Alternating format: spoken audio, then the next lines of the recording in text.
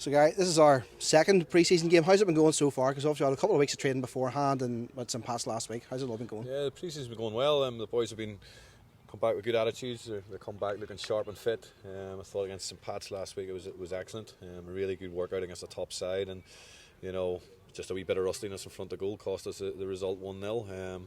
But again, today it was very close today. The weather was close and it was hard to get their breath. I heard a couple of boys saying they were struggling after 5 or 10 minutes, to catch their breath. So it was difficult conditions that way today. But I thought we were a bit sloppy today.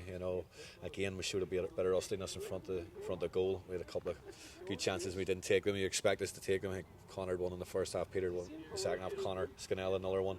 But the goals that we scored were decent as well. Skinner's goal was excellent strike. I thought he'd done well today. There's a few good performances there. I thought Big Isaac was excellent in midfield. I thought Andy Hall was super in the second half. Hawks. When we Jamie Doran, but we got a few good individual performances today. But again, it's another 45 minutes under their belt, and now we can start getting the 90s built in Tuesday and Wednesday this week with Bangor and obviously Cumbernack. Another 2 games, but we need to start building the minutes up and getting the boys more minutes and more game time, and hopefully that sharpness and that sharpness around the goal and everything else will come with it. You mentioned Isaac Bird there. What can you tell us about him? He's arrived from Portadown. Yeah, he's been excellent.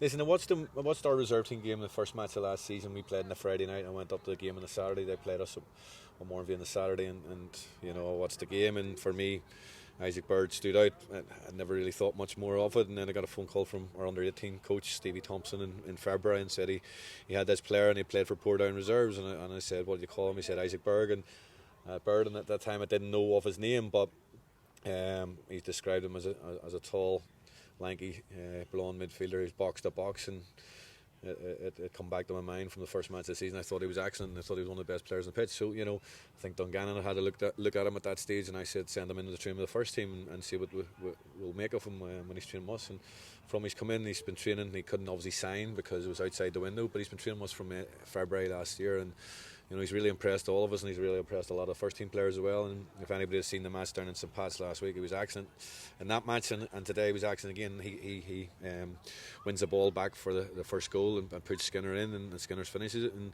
he's a good young kid. I think he's just 17 years of age as well, and he's hungry. He's got a great attitude. He's good in the ball. He goes box to box.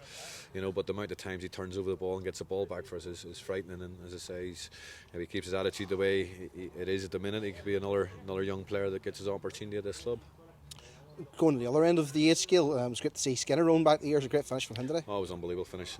Great strike. Showed his strength. And you know what Skinner is. We all know what he is. He causes teams hassle, and even in the first half, people try to fight Skinner. And he gets free kicks for you. If he doesn't get free kicks for you, the ball goes in behind and people can run off him, and if it comes in his chest, people can play off him. He gives you another outlet. And as I say, when we played Coleraine last year, as I said, when I signed him, I thought he caused us problems in every game, and even if he's not going to start, it's a great option to have coming off the bench with 20-30 minutes to go if you need a goal or you want to see a game out or whatever. And I think he'll be a great asset to the football club this year.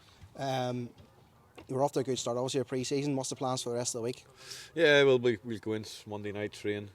Obviously, one set will play on Tuesday, and the other set will play on Wednesday and get 90 minutes in their belt.